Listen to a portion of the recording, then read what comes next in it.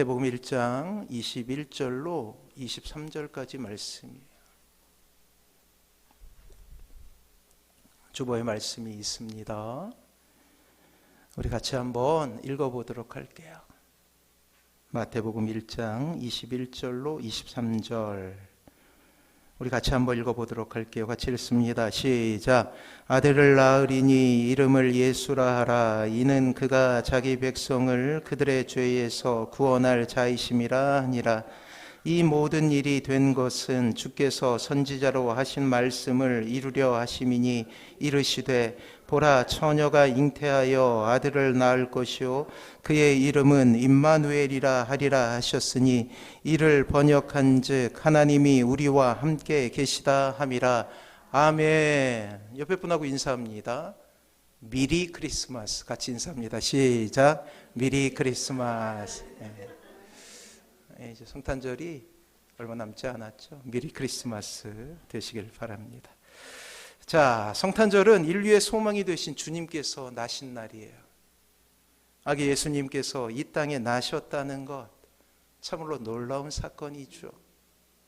성경은 줄기차게 이렇게 주님께서 이 땅에 다시 오실 것임을 말씀해 오셨어요. 구약의 수많은 예언자들의 말씀은 오실 예수님에 대한 놀라운 고백이에요. 그래서 구약이라고 불러요. 오실 예수님에 대한 약속이다. 구약의 선배들은 그 놀라운 사건을 이렇게 부르기 시작했습니다. 임마누엘이라고 말이에요. 하나님이 우리와 함께 계시다. 어느 날 큰 사건으로 인하여 낙심한 권사님이 있었어요. 평온한 가정의 갑작스러운 사고로 인하여 절망에 빠진 가정입니다. 너무나 큰 일이라 가족 모두가 어찌할 바를 알지 못하는 상황이었어요. 몇 마디 위로로 해결할 수 있는 일이 아니었기에 그저 그 권사님의 손을 잡고 같이 울어주는 것이 제가 할 수 있는 모든 것이었어요. 나중에 그 권사님으로부터 감사의 인사를 받으며 목사님이 손을 잡아주시고 함께 계셔 주시니 너무나 큰 위로가 되었다는 그러한 인사를 전해받게 됩니다. 사랑하는 성도 여러분, 누군가 함께하는 것, 그 공간 자체가 위로가 됨을 저는 처음 알 수 있게 되었어요. 그래요. 사랑하는 성도 여러분, 생각만 해도 마음이 든든해지고 가슴 벅찬 단어가 있습니다. 때로 인생의 어두운 길을 갈 때 안내자와 같이 우리의 심장을 다시 뛰게 하는 가슴 벅찬 단어가 있다라는 거예요.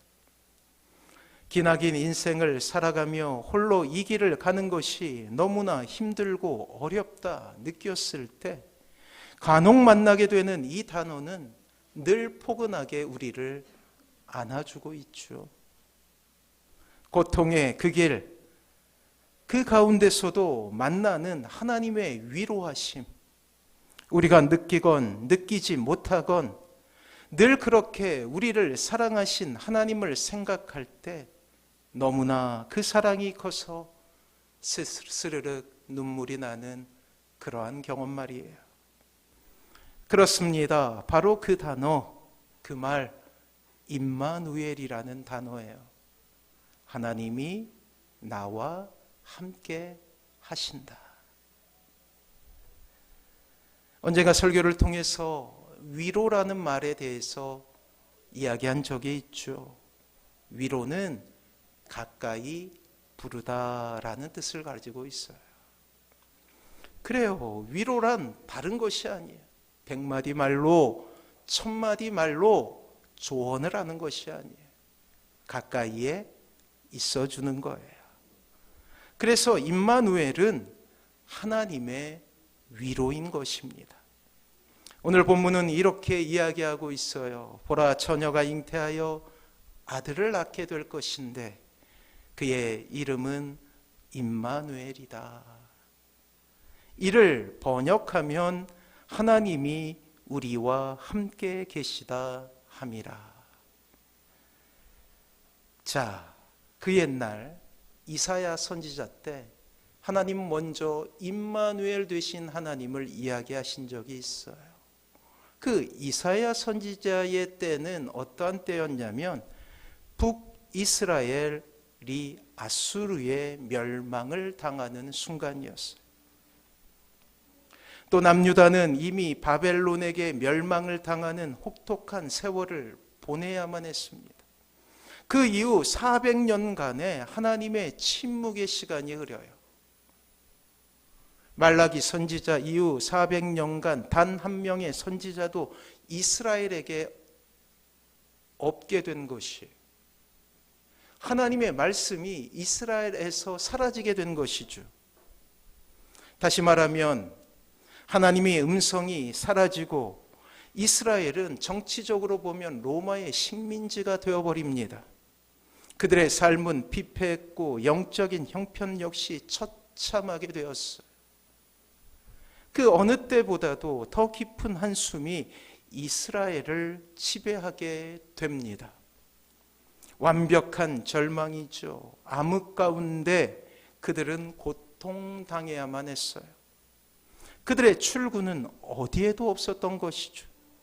간혹 우리는 숨막히는 고난이란 단어를 사용할 때가 있죠. 그래요. 그렇게 이스라엘은 절망 가운데 놓인 것입니다. 사방으로 우겨쌈을 당하게 된 것이죠. 우리나라 역사 가운데도 그러한 시절이 있지 않았습니까? 일제시대 말이에요. 어떤 시인은 이렇게 노래했어요. 빼앗긴 들에도 봄은 오는가 라고 말이에요.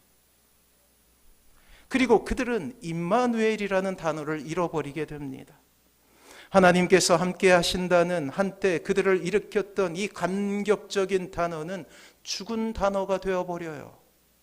너무나 오랫동안 고통 가운데 있었기에 그들의 마음은 메말라 있었고 영혼은 절망 가운데 죽게 됩니다. 하나님이 이스라엘을 떠났다라고 결론 지으며 스스로 절망 가운데로 들어가게 되는 거예요. 그들의 낡은 종교 생활은 형식이 되어버렸으며 딱딱하게 굳어진 마음의 굳은 살은 하나님으로부터의 어떠한 자극에도 무기력하고 무감각하게 만들어버리는 거예요. 그래서 주님께서 이렇게 말씀하시지 않습니까? 이 시대 사람들은 곡을 하여도 울지 않고 피리를 불어도 노래하지 않는 세대다라고 말이에요. 그런데 오늘 본문에 위대한 반전에 대해서 이야기하고 있어요. 다시 임마누엘이라는 단어가 이사야 선지자 이후에 거의 700년이나 지나서 다시금 이 땅에 회자되기 시작합니다. 절망의 땅에 희망이 생긴 것이죠. 아니, 조금 뒤에 살펴보겠지만 이것은 이스라엘만의 희망이 아니라 하나님과 갈라서 고통 가운데 혹은 죽음의 형편 가운데 놓인 인류의 희망이었다라는 사실이에요. 하나님께서 계획하신 완전한 반전이 이 땅에 일어나게 된 것입니다. 자, 23절이에요. 우리 같이 한번 읽어봅니다. 23절 말씀 같이 읽습니다. 시작. 보라, 처녀가 잉태하여 아들을 낳을 것이요 그의 이름은 임마누엘이라 하리라 하셨으니 이를 번역한즉 하나님이 우리와 함께 계시다 함이라. 아멘. 죽은 단어라고 했잖아요. 마음속에 있었던 단어가 이제 실제로 우리의 삶 가운데 임재한다라는 성육신의 의미가 되어 강력하게 이 땅에 다시금 선포되고 있어요. 이사야 선지자의 입으로는 설교였지만 이제 예수님이 눈으로 보이고 있다라는 거예요. 그것을 어려운 말로 성육신이라고 불러요. 하나님이 육신을 가지고 이 땅에 태어나셨다. 하나님의 놀라운 사랑이 아들 예수님을 통해 이 땅에 보이시는 것이에요. 지금까지 상상 속에 그려졌던 일, 아니 마음속에 교훈으로만 있었던 일이 눈으로 보여지고 손으로 만져지는 놀라운 일이 되어버린 거예요. 임마누엘, 하나님께서 함께 계시다라는 단어는 어쩌면 그들에게 교훈이었을 것입니다. 그것만으로도 훌륭하게 우리의 삶을 역동적으로 만들어주는 그러한 귀한 설교였을 거예요. 그러나 놀라운 것은 이 말씀이 그냥 이스라엘을 일으키는 격려의 말씀이 아니라 이사야 선지자의 입을 통하여서 전해진 예언이었다라는 거예요. 그리고 700년 뒤에 이 예언은 실제로 이 땅에 이루어지게 됩니다. 하나님께서 이 땅에 직접 육신을 가지고 오셨다는 것으로 성취되었다라는 거예요. 사랑하는 성도 여러분, 이스라엘의 절망이 무엇일까요? 로마의 지배 아래 있었다는 것이 이스라엘의 절망이었을까요? 그것보다 영적인 위기였어요. 영적인 절망이었죠. 오랜 고난과 시달림 속에서 그들은 생각해요. 하나님이 더 이상 우리를 돌보시지 않는다. 더 이상 이스라엘은 영광이 없어라고 말이에요. 하나님께서 자신들과 함께 하시지 않는다라는 신학적이고도 신앙적인 절망이었다라는 사실이에요. 그런데 하나님의 사랑은 이 땅에 임하신 하나님의 놀라운 사랑으로 스스로 증명하십니다. 임마누엘 하신 거예요. 아기로 보인다라는 거예요. 오늘 본문에 앞서 우리가 잘 아는 대로 마태복음 1장에는 이스라엘의 족보가 있어요. 굳이 마태는 왜 이스라엘의 족보를 이 위대한 마태복음 신약의 처음에 그렇게 이스라엘의 족보를 이야기할 수밖에 없었을까요? 아브라함으로부터 예수님에 이르는 믿음의 족보였죠.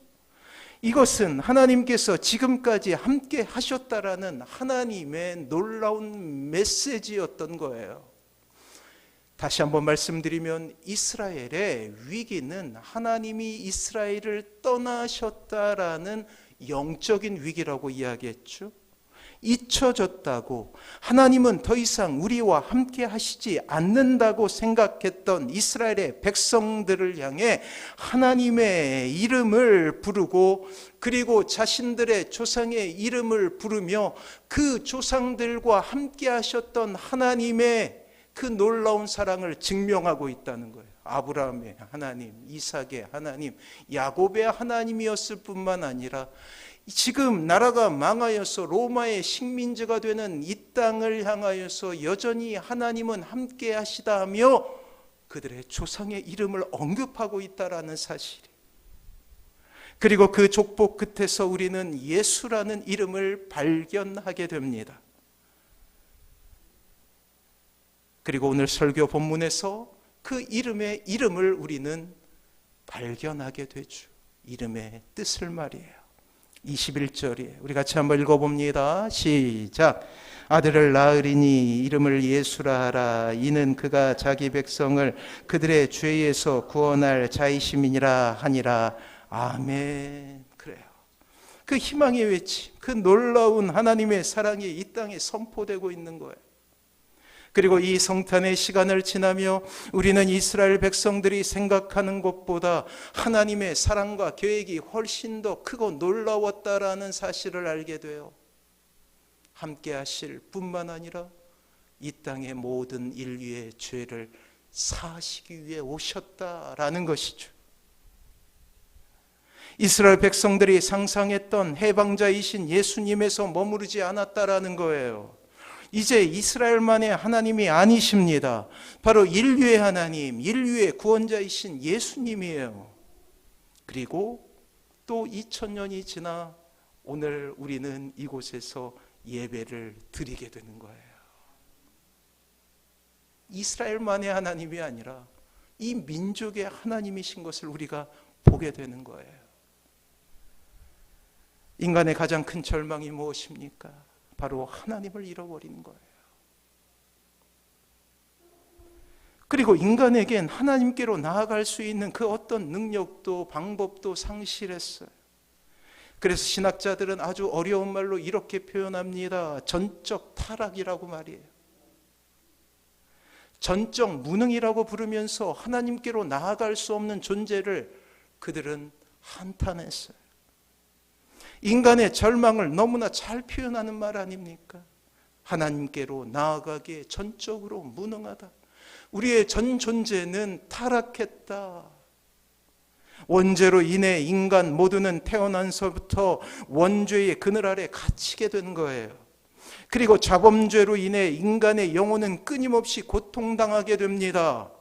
이러한 고통은 우리의 숨이 붙어있는 순간까지 지속적으로 우리를 괴롭히는 인류의 공통의 형편이죠. 자, 이것은 하나님을 만나지 않고는 해결할 수 있는 문제가 아니에요. 그러나 비극은 인간이 하나님께 나아갈 수 있는 방법이 없다라는 것이에요. 왜냐하면 인간은 전적으로 타락하기에 완전한 신이신 하나님께로 나아갈 수 없어요. 그래서 구약의 백성들은 하나님의 얼굴을 보면 죽는다라고 이야기했어요. 죄를 가진 채로 하나님의 자녀가 될 수 없다고요. 죄를 가진 채로 하나님께 나아갈 수 없다고요. 이것이 인간이 가진 전적인 무능력이죠. 하나님을 찾아갈 힘도 능력도 없습니다. 이것이 인류의 절망이었어요. 이러한 절망을 벗어날 수 있는 유일한 해결책은 바로 하나님께서 직접 해결하시는 것 외에는 없지요. 그리고 그 해결의 방법은 하나님의 독생자이신 예수님께서 이 땅에 오시는 것으로 시작돼요. 그것이 시작이에요. 그리고 그 마지막은 주님께서 제물로 어린 양으로 이 땅에서 죽으시는 거예요. 이것이 성육신의 사랑 아닙니까? 오늘 우리가 마태복음 1장에서 만나는 하나님의 사랑이에요. 그리고 하나님과 예수님께서 치르신 대가는 실로 엄청났습니다. 인간에게 있어서 성탄절은 희망이죠. 말할 수 없는 기쁨이 된 사건이죠. 하나님에게서 그러나 하나님께 있어서는 가장 큰 슬픔의 순간이라 아니할 수 없는 거예요. 그래서 우리는 성탄을 기뻐합니다. 메리 크리스마스, 즐거운 성탄이라고 서로 이야기하면서 기뻐하죠.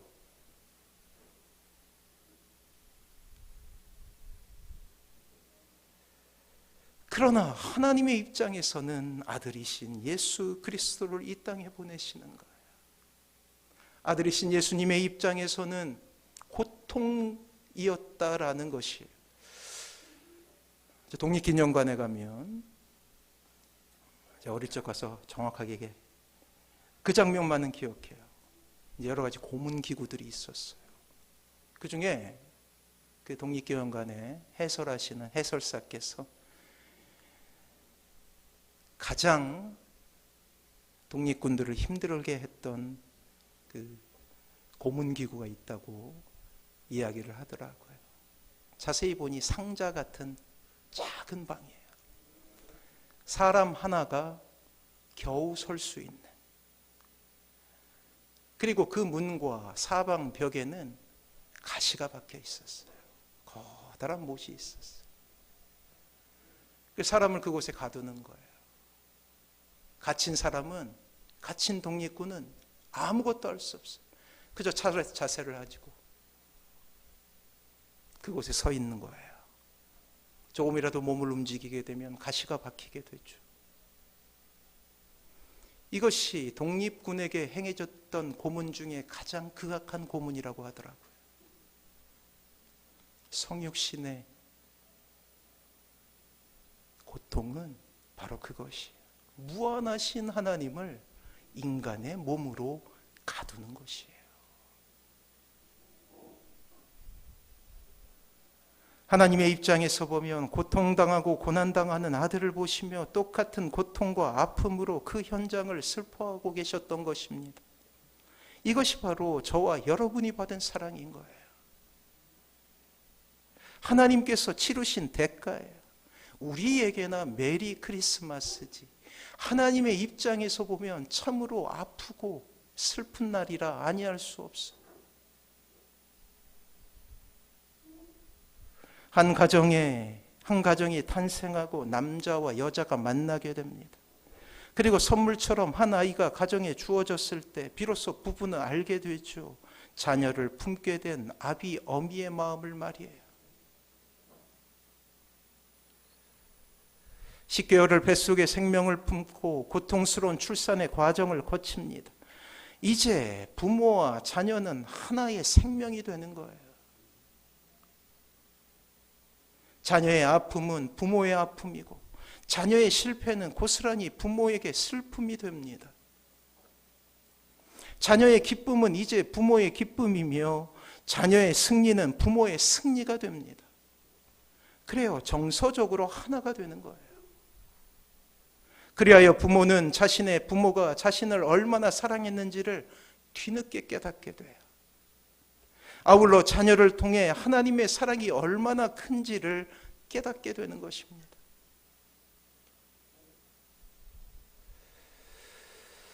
잘 알다시피 그리고 아들 예수님의 대가는 너무나 컸어요. 빌립보서는 주님께서 이 땅에 오신 이 경이로운 기적을 이렇게 표현합니다. 한번 우리가 읽으며 확인 한번 해볼까요? 빌립보서 2장 5절 주보에 있어요. 같이 한번 읽어봅니다. 시작.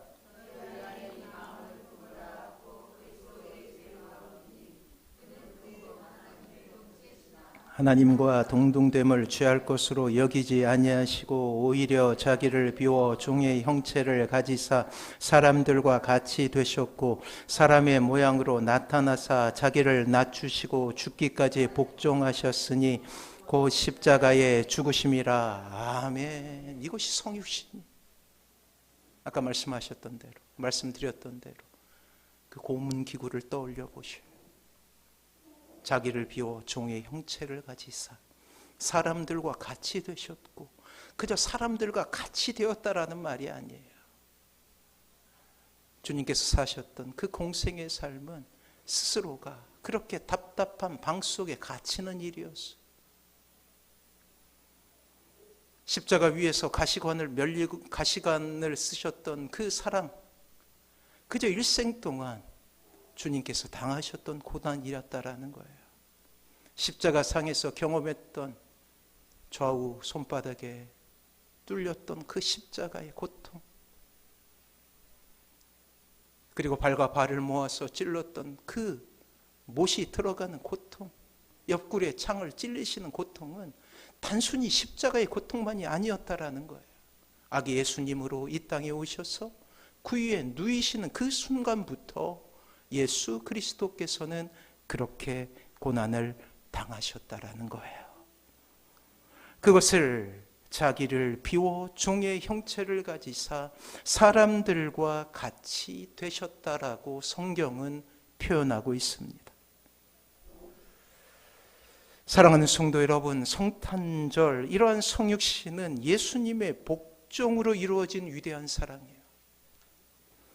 인간의 유한함 속에 갇힌 예수님의 고통은 말로 다 할 수 없는 것이었어요. 전지전능하신 분이시고 이 땅을 만드신 분이 육신에 갇힌 거예요. 때로 배고프셨고 때로 갈증이 나셨다라는 거예요. 때로 피곤하셨다라는 거예요. 그 자체로 고통이었죠. 그리고 그 사랑의 정점에서 우리는 십자가를 만나게 됩니다.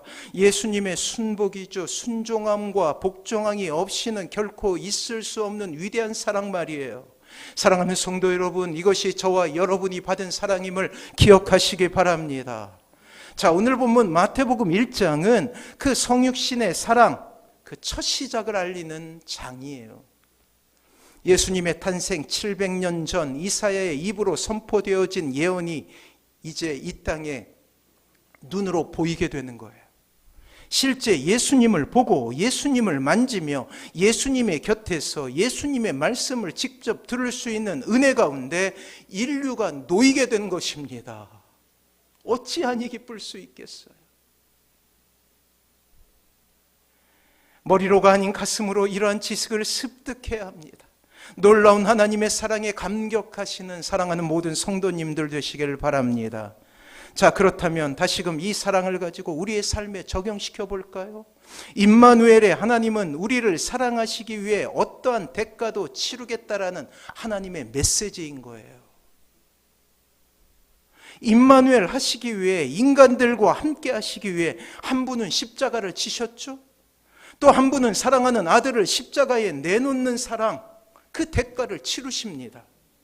때로 우리는 그러한 사랑이 우리 마음에 와닿지 않는다 하여 그 사랑을 부인할 때가 있어요. 때로 우리의 인생 가운데 실패가 찾아오고 건강의 위협이 찾아오고 또 어려움에 놓이게 되었을 때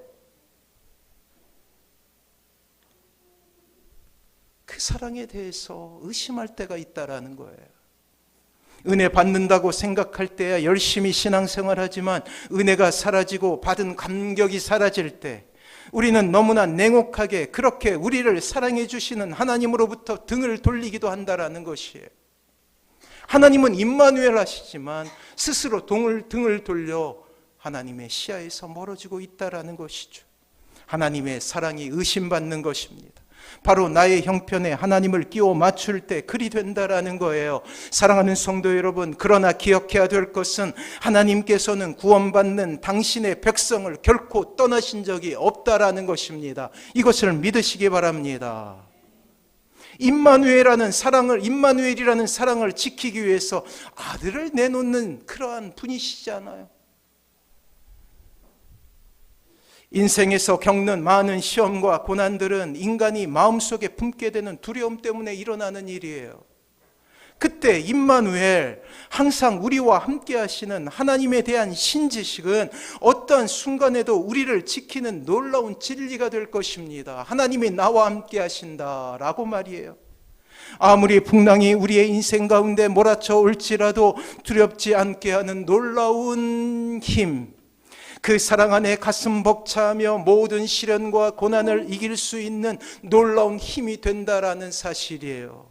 비록 우리가 우리의 삶 속에서 낙심하고 뒤로 물러섰다 할지라도 하나님께서는 구원받는 당신의 백성들을 임마누엘 하나님으로서 지키고 계신다라는 사실입니다.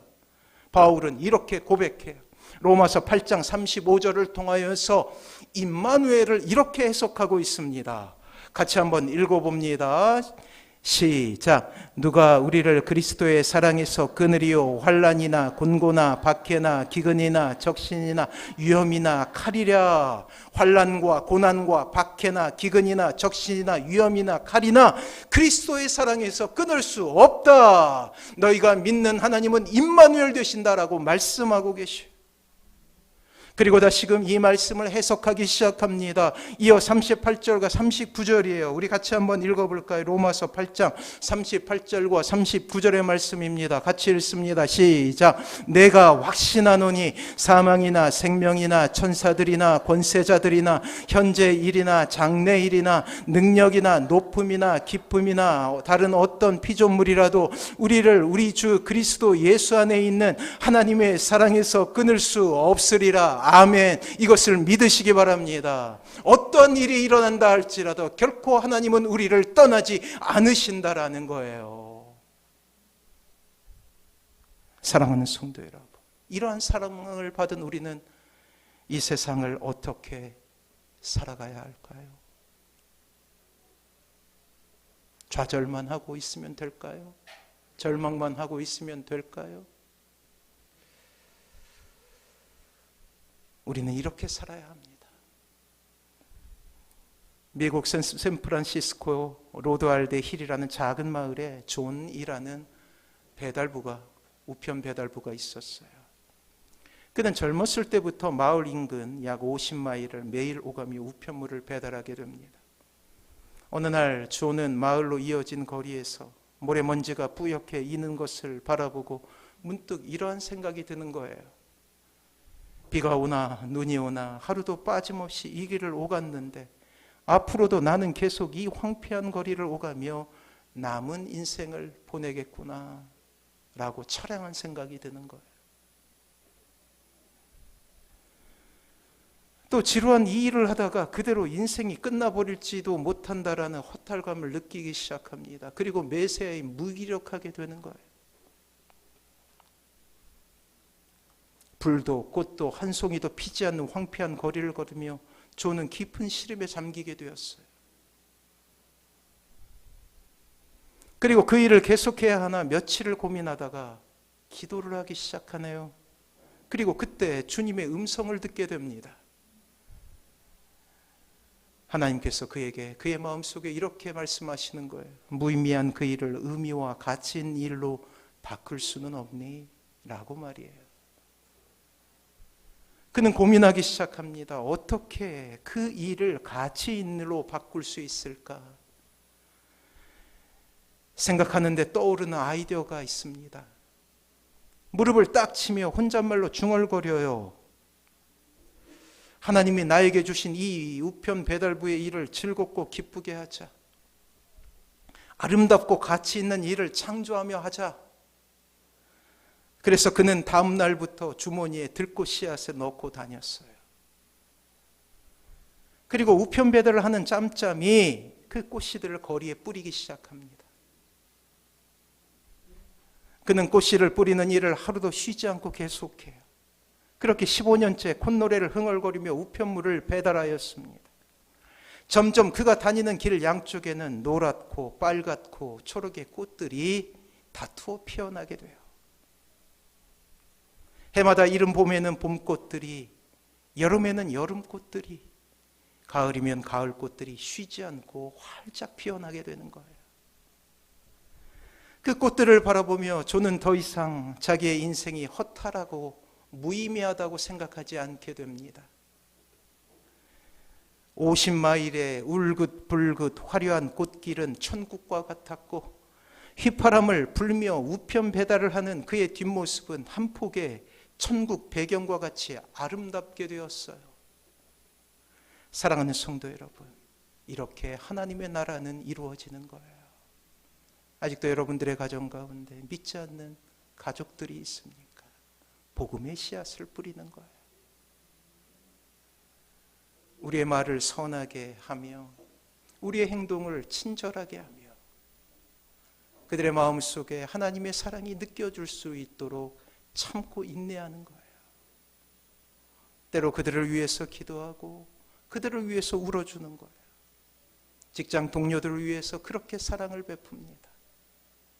도무지 변할 것 같지 않은 그들의 마음속에 조금씩 조금씩 들고 씨앗을 뿌리는 거예요.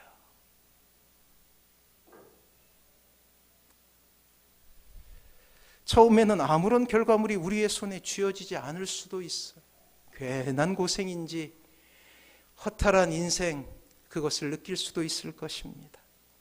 하지만 우리의 발걸음이 닿는 그곳에 아름다운 꽃이 필 거예요. 우리의 가정에 하나둘씩 예수 그리스도의 사랑을 아는 사람들이 생기고 우리의 가정 가운데 찬양이 울리고 우리의 가정 가운데 서로를 위하는 마음, 서로를 격려하는 말이 피어나게 되고 어느새 우리의 가정은 하나님의 나라가 될 것입니다. 또한 우리의 교회 역시 마찬가지죠. 지금은 빈자리가 많고 연약한 우리의 공동체가 조금씩 여러분들이 뿌리는 그 들꽃 씨앗들로 인하여서 빈자리가 채워지고 이 땅의 연약한 이들을 위해서 하나님의 나라를 이루며 그들을 섬기는 놀라운 일들, 주의 복음이 흘러 들어가게 되고 하나님의 나라를 꿈꾸는 그 꿈들이 이제 현실로 드러나게 되는 놀라운 일들이 이 땅에 이루어지게 된다라는 거예요. 이 나라 민족 소망이 없는 것처럼 보이죠. 악한 지도자가 나라를 망가뜨립니다. 더 이상 소망이 없는 것처럼 보여요. 하지만 여지없이 우리는 들꽃 씨앗을 뿌리는 거예요. 이 나라 민족을 위해서 기도하고 이 땅에 하나님의 나라가 이루어지길 소원하는 것이죠. 악인들은 심판을 받고 정의가 하수같이 공의가 강수같이 흐르는 이 땅을 위해서 기도하는 거예요. 하나님을 두려워하는 지도자가 새로 뽑히게 될 것이고 또한 이 나라는 다시금 소망이 있는 나라가 되는 거예요. 그렇게 그 나라의 시작은 우리가 뿌리는 작은 씨앗들로 인하여서 이 땅에 이루어지게 된다라는 것입니다. 사랑하는 성도 여러분, 주님으로부터 시작된 하나님의 나라, 이제 우리를 통하여 이 세상이 변화된다고 생각해 보세요. 참으로 가슴 벅찬 일이 아닙니까? 우리의 가정이 하나님의 나라가 되고 이 굴곡 많고 악한 이 세상이 하나님의 나라가 되는 거예요. 어느새 통일도 되겠죠. 하나님을 알지 못했던 저 북한 땅이 하나님께 돌아오는 놀라운 역사를 우리는 보게 될 거예요. 또 우리 아이들이 자라 청년이 되는 바로 그 세상, 하나님의 나라가 된다면 정말 한번 꿈꿔볼 만한 꿈이 아닙니까? 사랑하는 성도 여러분, 이 성탄 눈물과 한숨이 지배하는 이 시대에 주님은 다시금 이렇게 말씀하셔요. 내가 너희와 함께한다. 임마누엘 되시는 거예요. 그리고 그 임마누엘 하신 곳이 하나님의 나라가 될 것임을 또한 말씀하고 계십니다. 하나님이 우리와 함께 하시기에 꾸어볼 만한 꿈이 되는 거예요. 꿈을 꾸십시오. 씨앗을 뿌리십시오. 어느새 여러분들의 가정, 여러분들이 밟는 그 땅은 하나님의 나라, 천국이 되어 있을 거예요. 이 놀라운 은혜로 주님 앞에 나아가시는 사랑하는 모든 성도님들 되시길 주님의 이름으로 축원합니다. 우리 같이 찬양으로 하나님 앞에 영광 돌립니다. 세상 모든 민족이 그러한 나라가 되었으면 좋겠어요.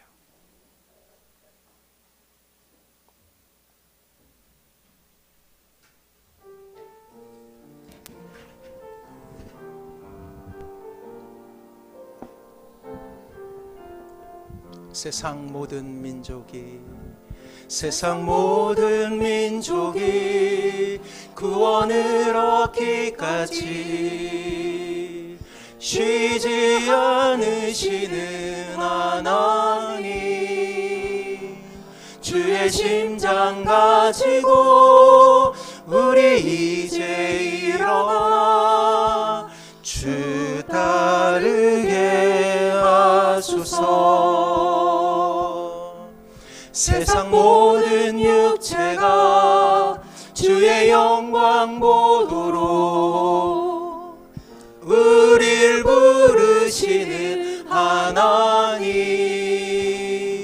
주의 손과 발 되어 세상을 치유하며 주 섬기게 하소서.